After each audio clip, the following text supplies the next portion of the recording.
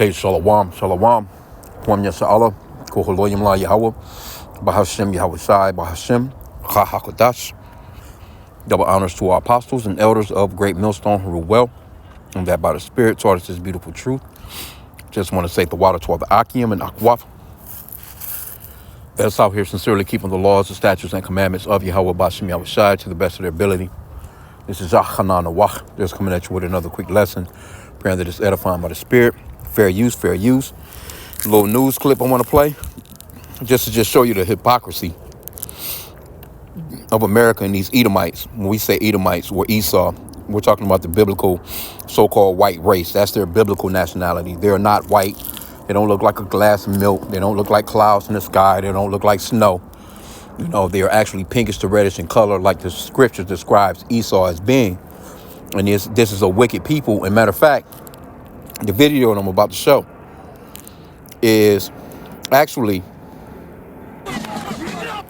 these are the top two ethnicities of people in Psalms 83 that the Lord speaks of being his enemies. These are the enemies of the Lord. Number one on the list is Esau. If you read in Psalms chapter 83. Number two on the list is Ishmael, right? Now this is in the area not too far down the street from me, which I'm in, actual Detroit. But, you go down a few miles, of course, it's the largest so-called Arab community in America, right? Now, I want to just play the video and just point out a few things in the hypocrisy of Esau, right? I'm going to point out a few things. I want you to pay attention. Check it out.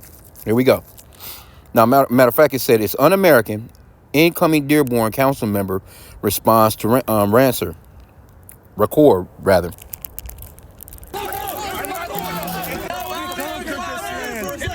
We want you out. Any act of hate against one faith is an act of hate against all faiths. Because I have more melanin than you. I don't. You live differently. I have melanin. No, you live differently. Looked at me straight. He was like, "I'm not gonna shake hands with evil." Clashes in Dearborn. Far-right activists making anti-Islamic statements, sparking confrontations. Dearborn's Muslim community responding by saying they tried to stay welcoming but ended up shouting down the hate. This is a city that's dealt with this type of situation in the past. How was it handled then and how can it be handled now? Someone who knows all too well. Devin O'Reilly, the son of former Dearborn Mayor John O'Reilly. He joins us now in studio to talk about it. We should mention also you ran and successfully succeeded in your campaign to become a city council person, so you're Councilman-elect O'Reilly. Yes, carrying on the tradition as well as I can. That's awesome. Well, your dad had a tradition that was pretty special. I remember covering Terry Jones. He was a pastor that kind of like the people who came out the other day, came from across the country to stake his ground in Dearborn 15 years ago. And your father had a very clear message for him as he was trying to burn a Koran right there in Dearborn. Talk about that history. Yes, I remember it well. He came here, incidentally enough, from Florida, as some of the folks from the other day did. And he came here to sow hate and division. And that's never been what we're about in Dearborn. We're an incredibly diverse community. And my dad said, and echoed the sentiment of a lot of Dearbornites, that hate has no place here. And coming here to incite hate and disparage another religion is just un-American. And for them to come here kind of waving American flags, it was the antithesis of that. And they weren't successful as far as I was concerned. They didn't end up burning the Quran, and they left embarrassed because they didn't find what they were looking for. And that's Terry, the pastor that you're talking about from Florida, who is here in town again 15 years ago. History repeats itself. People say things like, I've never seen things so divided as we are today. It's very clear that history has happened before. We've seen this movie before. What would you say is your... Okay, well, we can get this nigga back on the back block. Well, hopefully ain't nobody get man down, goddammit, because the niggas is crazy right there. Looking right through the... anyway, Shalakia, man. That's a spirit, too.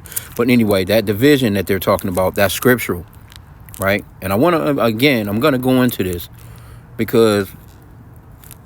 Let me just get the scripture real quick on that division real fast. Matthew 12 and 25. crazy. You just hear gunshots like that, and you just continue to sit and speak. That's just how used Jake is to just the bullshit. You know, just retarded, man. Can't wait till the kingdom come. Matthew 12:25, and Yahushua knew their thoughts and said unto them, every kingdom divided against itself is brought to desolation, and every city or house divided against itself shall not stand. And if Satan cast out Satan, he is divided against himself. How shall then his kingdom stand? Because really, in reality, you know, you got one side that's believing in Islam, or, you know, then you got the other side believing in sweet white baby Jesus, which is a damn idol. Both of them are idols. You know what I'm saying? It's both idol worship on both sides. But one thing they do have in common, like I said again in Psalms chapter 83, let me just get it to just show you that these are the enemies of the Lord. And one thing that they have in common is they come together as a confederate to keep you so-called blacks, Hispanics, and Native Americans down. Mainly you so-called blacks in this particular area, I would say, you know, but mainly, you know, just overall the Israelites. That's who we biblically are. We are the Israelites. And this is Psalms 83. And I just want to kind of get to the point. Well, let me just start it from the top. I always have to. Psalms 83:1. A song or a psalm of Asaph. Keep not thou silence, O Yahweh. Hold not thy peace, and be not still, O Yahweh. For lo, thine enemies. So the Lord has enemies. And those enemies are the enemies of the children of Israel, which the Lord chose. For lo, thine enemies make a tumult, and they that hate thee have lifted up the head. They have taken crafty counsel against thy people. Now these are the people. These are these two groups of people and some more nations. They have taken crafty counsel against thy people and consulted against thy hidden ones. They have said, come, and let us cut them off from being a nation, that the name of Israel may be no more in remembrance. And this is what these nations have gotten together to do as a collective. For they have consulted together with one consent. They are confederate against thee. The tabernacles of Edom and the Ishmaelites. Those are the very two the very two names on the list. Ishmael, which is the so-called, the people that's, you know, the one guy was talking about, you're mad because we got melanin, because Ishmael have melanin. You know, only people on the planet that don't have melanin is Esau. That's why, you know, his blood shows forth through his skin, you know, wasted away is he. Those are Edomites. That's who that is. You can go into the history. The word Edom goes into red. They're not white people. They're not, you know, running around looking like a glass of milk. So I wanted to just bring that out real quick, right? Because again, both of these happened before. We've seen this also a lot. Both of these movie before. Both of these are idolatrous religions. And these are, matter of fact, these are the main two religions in Deuteronomy chapter 28 that our people are caught up into. Wood and stone. Going into the wood. Matter of fact, let me get that real quick. I'm just flowing in the spirit, so bear with me. Deuteronomy 28. I'm trying to think which one it is. Bear with me.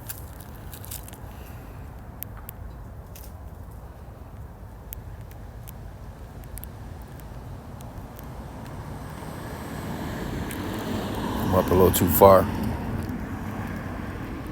I think it's 36. Lucky, bear with me here. Might be wrong, but yep. Deuteronomy 28 and 36. This is a curse that's on us so-called blacks, Hispanics, and Native Americans, us Israelites. Those two people's religions, those two people's false idolatrous religions, Ishmael and Esau. Those are the two main religions that we follow: white Jesus and Islam. As a people, that's got us shook. Deuteronomy 28 and 36. The Lord Yahweh, which is the true name of the Father, which means that he exists or the existing one, and the true name of his son is Yahweh Shai, which the world ignorantly calls Jesus. But there's no letter J in the Hebrew alphabet. Letter J was invented in 1524 by Grand Miriam named Giorgio Trissino. His name is Yahweh Shai, which means that he's the savior or deliverer in the Paleo-Hebrew. And we're not to serve these idols, man. But this is what the Lord said because of us being hard-headed, stiff-necked. And he put us under these curses, man, because that was a part of the contract.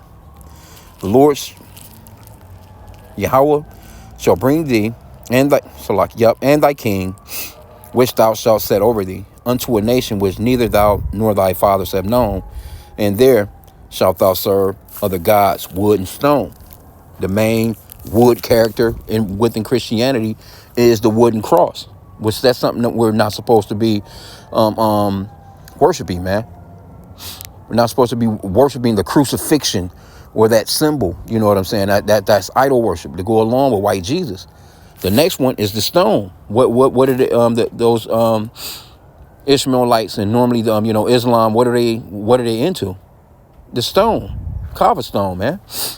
So it's ironic that here you go. You got the two main top enemies of the Lord standing around arguing about, you know what I'm saying, something that they normally would collectively be in on because this kingdom is falling. This is what's happening before our eyes. Happened before. We've seen this movie before. What would you say is your dad's overarching lesson? Because he wrote an open letter to Terry, basically saying something very important, this message. Well, my dad was someone who really just relied on the facts. Yeah. And I think the answer is to meet the hate with understanding and show people what Dearborn really is, to show off this incredibly diverse community. We're the fastest growing city in... Okay, so now let me get you some history real quick, because he's talking about what Dearborn really is. Now, when you go to Dearborn, it's not really no so-called black people that live in Dearborn like that. It's scattered now, right now, you know what I'm saying? But let me get this real quick. Let me show you Dearborn. Now, this is going back. This is Mayor Orville Hubbard. I remember this history because they actually I think they still got a statue of this guy up in Dearborn. It says from 1942 to 1978, Dearborn was led by Mayor Orville Hubbard. Now, this is a so-called white man, an Edomite. So their city has been overran by Ishmael. So now they have an Edomite mayor. Their cops and police officers are Ishmaelites. They're Muslims. I see them. They even have Muslim women police officers with their damn headscarves on, man. I'm looking at this like for real, driving squad cars, pulling people over. This is their city now. They run that shit now. So it was taken from Esau, and this is why these so-called white people are running up in these cities. Like now New York, you got this mayor with New York, right? Right? So these Ishmaelites, starting to come up, and they're clashing against the Edomites. Okay, so it says 1942 to 1978. Now check out how they treated niggas, though. Dearborn was led by Mayor Orville Hubbard, who openly stated he wanted Dearborn to remain lily white. He worked aggressively to keep black families from moving into the city through blocking public housing, using zonings to keep neighborhoods segregated, discouraged realtors from selling to black families, police harassment of black people passing through. I can remember that. I had a job out there. This one, it's been some time now. But I can remember, man, like them motherfuckers used to pull me over regularly. Oh, shit. And then all of a sudden, Ishmael got a hold in there. They was already moving in, but see, they dealt with them over and wouldn't deal with so-called blacks, right? Now, mind you, the point that I want to make is so-called blacks, Hispanics, right? Generally, those are your number one Christians. They're more Christian than these so-called white people. But why isn't ICE in these people's neighborhoods and picking any of them up? Now, mind you, too, maybe like 2 weeks ago, FBI was just down the street in that neighborhood, same place, picking up on who? They picked up like about 5 Ishmaelites, Arabs, right? That was supposedly been, a matter of fact, that was Halloween. They're supposed to have been plotting a Halloween terrorist hit right down the street, same place, same city. They came in, right? You seen Cash Patel on TV. They came in, they grabbed those couple of guys. You ain't heard nothing about no deportation. You ain't heard nothing about no ICE. You ain't heard nothing about no ICE. Ain't no ICE. ICE is in Detroit right now. Ain't no ICE going to Dearborn. Ain't no ICE men in Dearborn talking about picking up none of those so-called Arabs, man. ICE not going there. But these are your number one enemies. These are the people that supposedly took down your buildings on 9/11. Trump just had Prince Salman or whatever the fuck his name is in the White House. I think it was yesterday, right? So why isn't ICE running down on them? Aren't these the so-called number one terrorists in the world? Aren't these your number one enemies? Now, mind you, the people that you're picking up, the brown people that you're picking up, those are Christians. Those people believe hardcore in white Jesus. Now, they down the street now here, and you can damn near hear that bell from here. But these Islamic, they got a big ass Islamic spot down there where they ring that prayer bell every day. And you got white people fussing about it that do still live there. They're like, why the fucking bell, this loud ass bell ringing every day? But they got what, an Ishmaelite mayor. So there's nothing they can do about it. So this is what a lot of these clashes are about. But the point that I wanted to make is you got people that was in your country picking fruits and vegetables, doing cheap lawn care, doing cheap services, building porches and, doing shingles on the houses, real good with their hands, not charging the people very much, you know what I'm saying? They go to work, they get their little, cervezas or their little beers and they go home, they chill. And they, not loud people, because you let Trump and them tell it, these are the most violent people on the planet, right? So you running into schools, you picking up the babies from school, all kinds of shit. So you're deporting them, but these very people that's coming up in your cities, ringing their own prayer bells and shit like that. You clashing with them, but you're not deporting them. You're not bringing these. I'm telling you, you ain't about to see no ICE, man, in them neighborhoods. I already know that. Because if so, they would have been there already. They're not running up on the Chinese, So it says he didn't hide it. This is the mayor. It says he didn't hide it. He openly said he didn't want black people living in Dearborn. His legacy is a major reason Dearborn became a symbol of segregation in Michigan. And there you have it, man. So, again, this damn Edomite mailman about to walk up. Give me a sec. Let me see here. But this is it, man. It's play a little more. City in Michigan. Over 110,000 people, incredibly diverse. We just had an event. Ford Motor Company is doubling down. Their global world headquarters is going to be in Dearborn, Michigan. We're a great small business city, city of entrepreneurs. And you come here and you hear things about Sharia law from outside. And we would laugh if it wasn't so ignorant. But it's just ridiculous to think that people come here thinking they're going to find something that is just preposterous, frankly. Your father, the former mayor, wrote that open letter to that pastor 15 years ago. And you published that today on social media. In that letter, he basically said, because the Constitution allows for you to come protest here, you're permitted to do so, but we expect you to do it the right way. I thought that was a really interesting note from your father. Okay, so you get the point, man. I'm not going to play too much more of that. I just the hypocrisy of Esau, man. The hypocrisy of even those Ishmaelites. I mean, but this shows you that we are the children of Israel, man. Because one of the, I was thinking, matter of fact, when all these millions of people supposedly had been coming through the borders, it was a bunch of them came through, and some of them was admittedly, somewhat of some terrorist cells, so to speak. Now you had this other guy that was just in the White House. I think they had like $10 million out on this guy. For anybody that knew his whereabouts. Now, mind you, he's the number one terrorist that supposedly had killed a bunch of fucking Americans, and he was just in the White House in a damn suit and tie talking to Trump. Now he's the president of he's a leader of one of them fucking Muslim countries over there. So it's all just a bunch of bullshit, bro. That's how you know that the people that they're rounding up are the Israelites, because they're not rounding up their real enemies, man.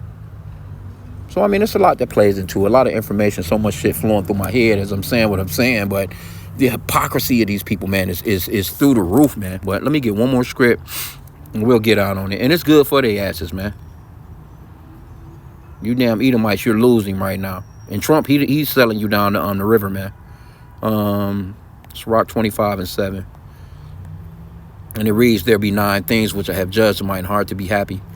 And the 10th I will utter with my tongue. A man that have joy of his children, and he that liveth to see the fall of his enemy. And that's what's going on, man. We're witnessing the fall of our enemy. Esau right here. And this is how you know civil war is on the brink.